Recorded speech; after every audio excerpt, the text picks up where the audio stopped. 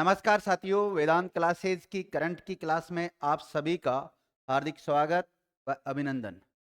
साथियों, आज हम 7 जनवरी 2025 से रिलेटेड से भी करंट फैक्ट बनते हैं के ऊपर हम चर्चा करेंगे।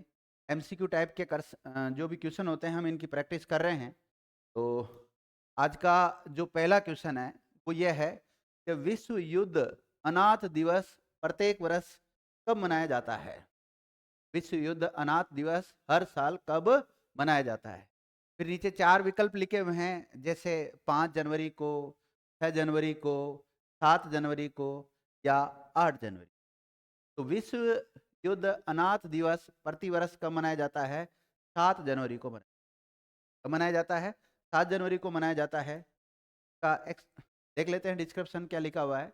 तो विश्व युद्ध अनाथ दिवस प्रत्येक साल 6 जनवरी को मनाया जाता है और विश्व युद्ध अनाथ दिवस पर अनाथ बच्चों के द्वारा सहन किए गए आघात के बारे में जागरूकता पैदा करने के लिए कई जागरूकता कार्यक्रमों का भी इनमें आयोजन किया जाता है।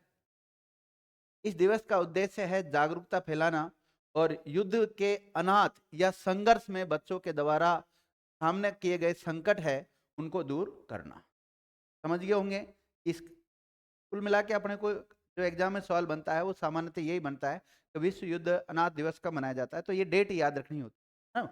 बाकी डिस्क्रिप्शन इतना इंपॉर्टेंट इस एक केवल समझने की दृष्टि। हाल ही में रजत वर्मा डीबीएस बैंक इंडिया के चीफ एग्जीक्यूटिव ऑफिसर यानी कि सीईओ का फुल फॉर्म क्या होता है? चीफ एग्जीक्यूटिव ऑफिसर होता है। हिंदी में इसको मुख्य कार्यकारी अधिकारी कहते हैं। क्या कहते हैं?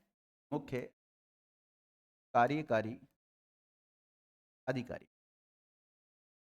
हिंदी में बोलते हैं। और इंग्लिश में तो सीईओ ही है, चीफ एग्जीक्यूटिव ऑफिसर होता ही है। तो ये नियुक्त किया गया, किसको नियुक्त किया गया है? रजत वर्मा को नियुक्त किया गया है।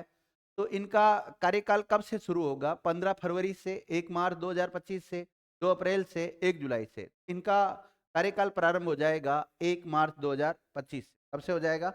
1 मार्च 2025 से हो जाएगा।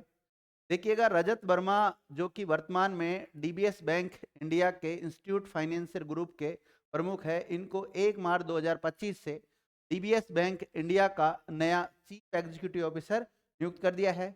इसके बाद सुरजीत सोम के रिटायर होने की घोषणा भी की गई है, और जो कि 2015 से इस पद पर बने हुए थे। सुरजीत सोम थे पहले इस पोस्ट पर। अब इनकी जगह पर किसको बना दिया गया? रजत वर्मा को बना दिया गया। लेकिन इनका कार्यकाल कब से प्रारंभ होगा? 1 मार्च से स्टार्ट होगा विद्यार्थियों। डेट आ रखी ना, 1 मार्च 2025।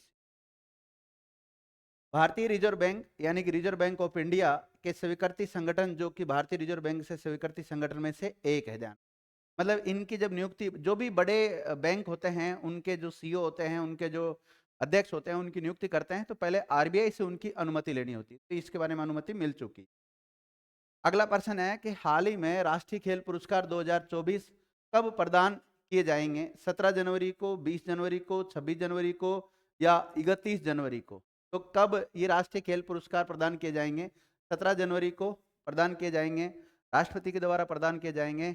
और भारत के जो वर्तमान में राष्ट्रपति है उनका नाम द्रौपदी मुर्मू है, उनके द्वारा इनको प्रदान किए जाएंगे। देखते हैं विद्यार्थियों, युवा मामले और खेल मंत्रालय ने 2024 के प्रतिष्ठित राष्ट्रीय खेल पुरस्कारों की घोषणा कर दी है, जिसमें खेल के क्षेत्र में उत्कृष्ट योगदान देने वाले खिलाड़ी हो या उनके कोच, छात्र और विद्वानों को शामिल किया गया है। इन पुरस्कारों का वितरण भारत के राष्ट्रपति के द्वारा किया जाएगा। और कब किया जाएगा? 17 जनवरी 2025 को किया जाएगा। और कहां से इनको वितरित किया जाएगा? राष्ट्रपति भवन में इनको ये सम्मान दिया जाएगा। अगला प्रश्न है कि हाल ही में किस राज्य ने ग्रीन एनर्जी के लिए नई पॉलिसी बनाई है? नई पॉलिसी बनाने की घोषणा कर दी है, तो उस राज्य का नाम आपको बताना है। 4 राज्यों का नाम आपके सामने लिखा हुआ है। पहला है गोवा, दूसरा है गुजरात, तीसरा है राजस्थान और चौथा है हरियाणा। तो ग्रीन एनर्जी के लिए नई पॉलिसी बनाने वाला जो स्टेट है उसका नाम है गुजरात। क्या है? गुजरात। यानी कि इसका बी आंसर जाएगा। क्या जाएगा? बी आंसर जाएगा। डिस्क्रिप्शन देख लेते हैं। हाल ही में गुजरात सरकार ने ग्रीन एनर्जी के लिए नई नीति घोषित की है, और गुजरात अक्षय ऊर्जा नीति 2023 के तहत राज्य का लक्ष्य 2030 तक नवीनीकरण ऊर्जा क्षमता को 50% तक बढ़ाना है, और इस नीति के तहत ही राज्य की 36 गीगावाट सौर और 143 गीगावाट पवन ऊर्जा क्षमता का दोहन भी किया जाएगा। गुजरात सरकार का लक्ष्य लगभग 5 लाख करोड़ रुपए का निवेश आकर्षित करना भी है, ध्यान रखना। इसका डिस्क्रिप्शन था ये। अगला क्वेश्चन देखिएगा, हाल ही में गणतंत्र दिवस पर, गणतंत्र दिवस मनाया जाएगा ना 26 जनवरी को, कब मनाया जाएगा? 26 जनवरी को मनाते हैं गणतंत्र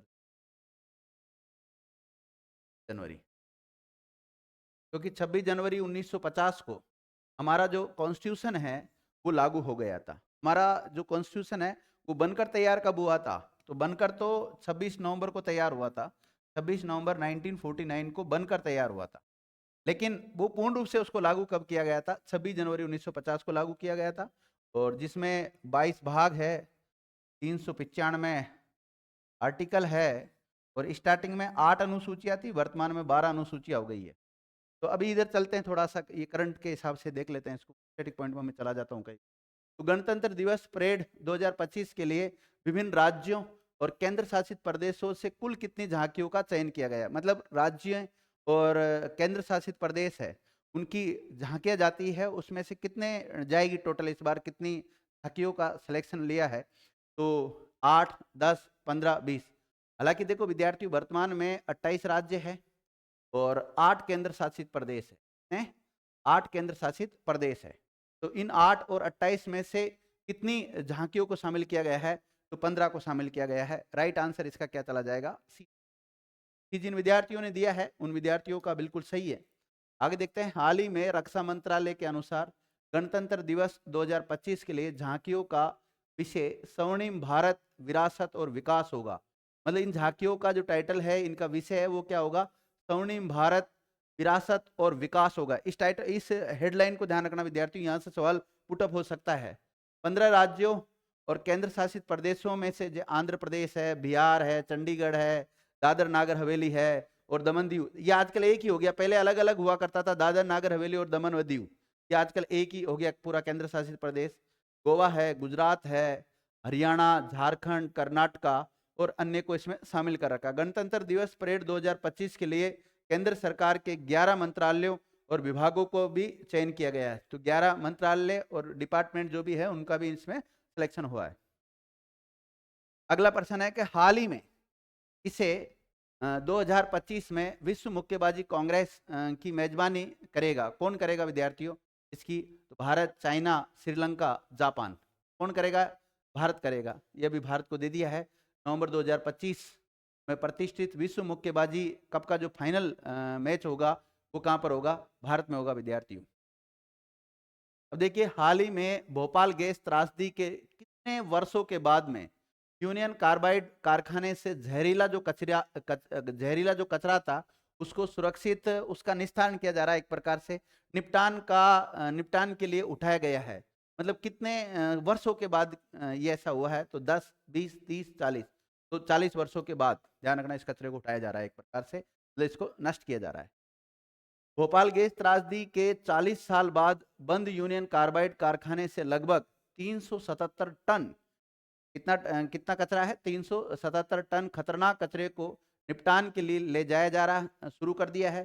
जहरीले कचरे को 12 सीलबंद कंटेनर ट्रकों में लोड किया जा रहा है। मतलब बिल्कुल सीलबंद करके एक वहां से लेके जा रहे हैं, दूर लेके जा रहे हैं, काफी दूर तक। और भोपाल से 250 किलोमीटर दूर धार जिले में, एमपी में जिला एक जिसका नाम क्या है? धार। भोपाल भी कहाँ है? एमपी में ही है। पीथमपुर औद्योगिक क्षेत्र में ले जाया जा रहा है, ध्यान रखना इस क्षेत्र में ले जाया जा रहा है, पीथमपुर में ले जाया जा रहा है, धार जिले में स्थित है और भोपाल से 250 किलोमीटर दूर स्थित। अगला, हाल ही में देखिए, हाल ही में कौन आईपीएल के इतिहास के सबसे महंगे खिलाड़ी बन गए? इंडियन प्रीमियम जो लीग है, आईपीएल का नाम आपने सुना ही होगा, उसके सबसे महंगे खिलाड़ी कौन बन गए हैं? मिशेल स्टॉक, ऋषभ पंत, श्रेयस अय्यर और हार्दिक पांड्या। बताओ कौन बन गए विद्यार्थियों? का आंसर कीजिएगा। तो ऋषभ पंत, इसका राइट आंसर क्या चला जाएगा? ऋषभ पंत चल जाएगा। ऋषभ पंत ही है। ऋषभ पंत आईपीएल नीलामी के इतिहास के सबसे महंगे खिलाड़ी बन गए हैं। कौन बन गए? ऋषभ पंत का नाम ध्यान रखना।